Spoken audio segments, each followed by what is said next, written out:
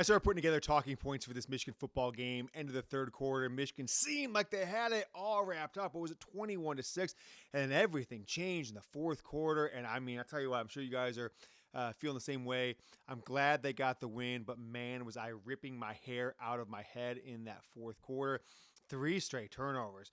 2, frankly, baffling interceptions by Bryce Underwood that were just like threw it directly to a player, right to a guy.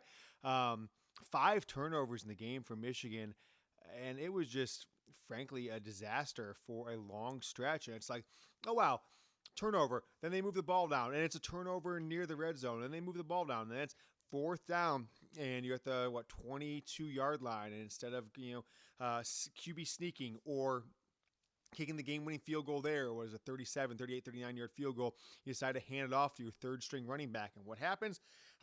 You hand it off to his face mask, and luckily the defense stepped up. But Northwestern scored some points. If we look at the kind of just, again, I took all my notes. I threw them out the window. I am just riffing here from memory and just glancing down at the stats here for Michigan. But Northwestern in this game, I mean, they put touchdowns on the board. Michigan scored 13 points, was it, in the third quarter, and Northwestern, a couple touchdowns there in the fourth quarter. It was 14 for Michigan, 13 in the fourth for Northwestern, because they went for 2 on the one play, trying to get a 3-point win, which would have been the difference potentially in the game, right, had they got that 2-point conversion. But what are we going to say about this game? What is there to say about this Michigan win over what is now a 5-5 Northwestern team as Michigan advances and, improves to 8-3? You know what? I'm going to take a little sip of a beer here. I deserve it. If you got a beer, have a sip yourself.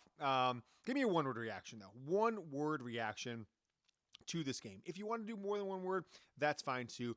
But my one word, and it's kind of like a combined word, but still one word, is just mind-numbing. Because this team looked so strong throwing the ball the first 2 or 3 drives of the game, and really continued to have success throwing the ball in the second half, but it seemed like every time they had a little momentum, the coaching staff would put them in a position that just didn't make sense. And I'll point to you position number 1, which was the fact they tried to do like a fake and then a reverse to Andrew Marsh, which ended up being fumbled in the first half. And it's like, why? You have so much momentum throwing the ball, decent amount of momentum running the ball. And then you do get some momentum running the ball in the second half. And unfortunately, this isn't the coach's fault, but you lose your starting running back, who's, the backup running back. Jordan Marshall looks bad. I'm not sure if he's going to be back. We'll see, hopefully, but I mean, with what's going on this season with injuries, who knows? Probably unlikely, am I right? And then, of course, you're going to get the ball, game in the line, 4 or 5 minutes left in the game, 4th down and 1 at the 22 for Northwestern, Northwestern 22. And instead of putting Bryce Underwood under center or handing the ball off of the I formation with Max Bredesen, maybe the best blocker from the tight end or the fullback position in all of college football, you trying to run a read option or hand the ball off, 18, 19 feet back from the line of scrimmage. So we're talking about 20, 21 feet from the first down marker. I never understood why you'd snap the ball almost 20 feet back to try and get 23 feet going forward when you really only need 3 feet or 4 feet going forward. It just was very surprising to me and very shocking. Another thing that was shocking to me, and by the way, comment your one-word reaction.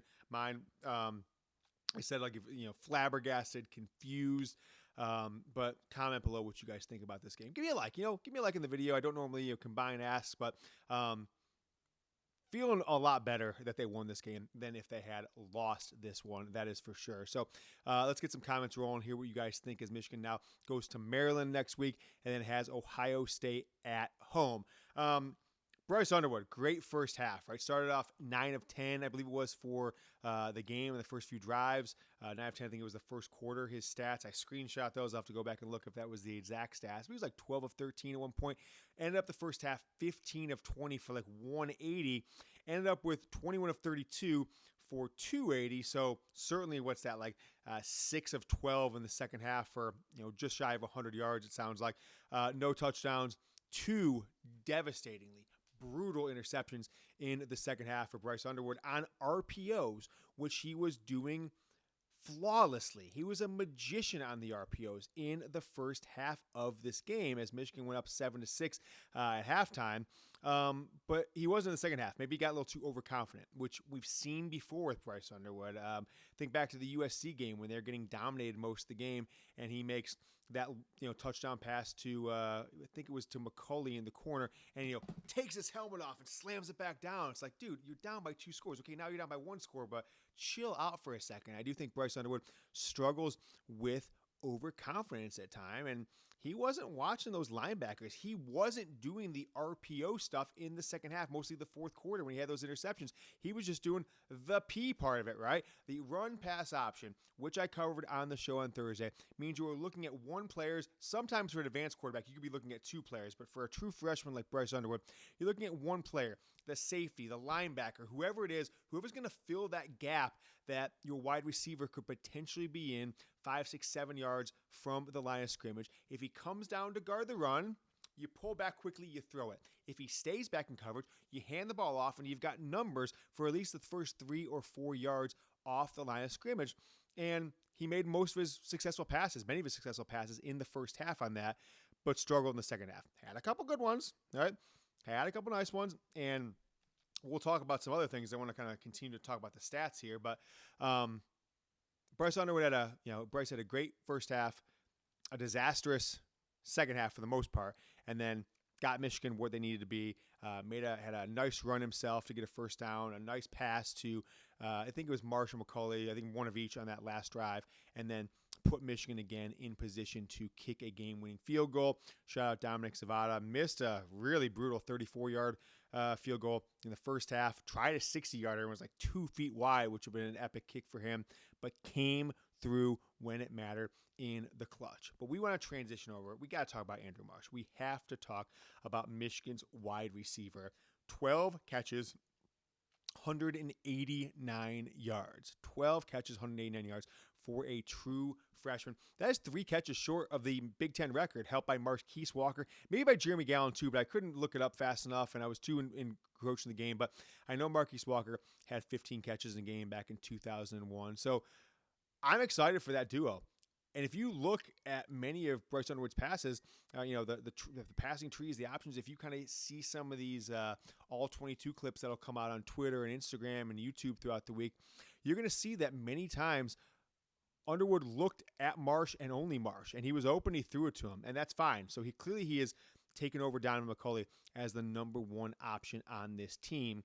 I thought it was very telling of just the mindset of Bryce Underwood, the confidence he has in his teammates. There was a play, I believe it was in the first half, second quarter, I believe, where he threw a pass down the sideline in very good coverage, a very tough play to make. And it's frankly one of the passes he's done a lot this year. Throw it, trying to lead a wide receiver down the sideline in great coverage, where Samaj Morgan was on that same side of the field, right on the hash marks, kind of from that slot position, wide open. And if he would have thrown to Samaj, if Samaj would have caught it, which is questionable at this point, he would have walked in for a 60, 70-yard touchdown, whatever it was going to be, but he didn't even look at him, which I found either telling in one of 2 ways, that Bryce is still locking on his number 1 wide receiver, or he just is done with throwing to Samaj Morgan, and he's not going to do it no matter how wide open he is, and I wouldn't blame him, and I don't think anybody watching this would blame him either.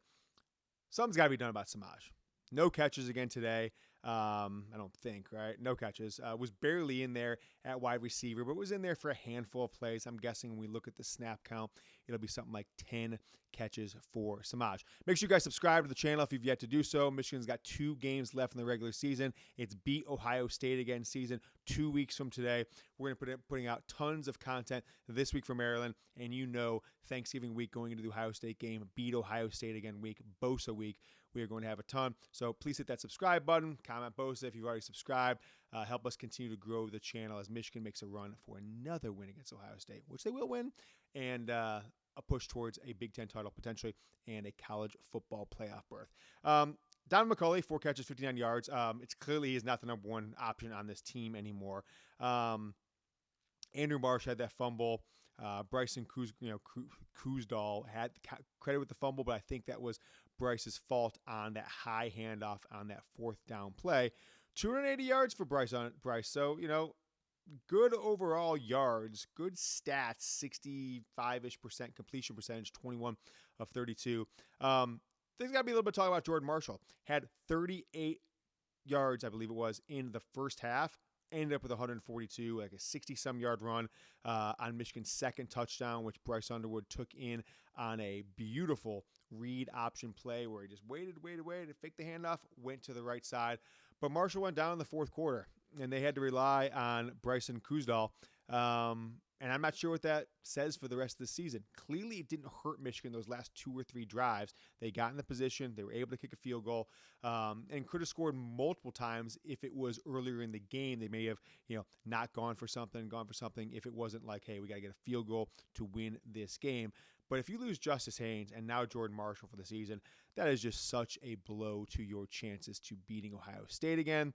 And you're going to have to rely on probably 2 true freshmen, which seem to be the only reliable people on this offense right now without Marshall and without Justice Haynes. So Bryce Underwood to Andrew Marsh seems to be one of the better pass and catch combos in the Big Ten, if not all of college football right now.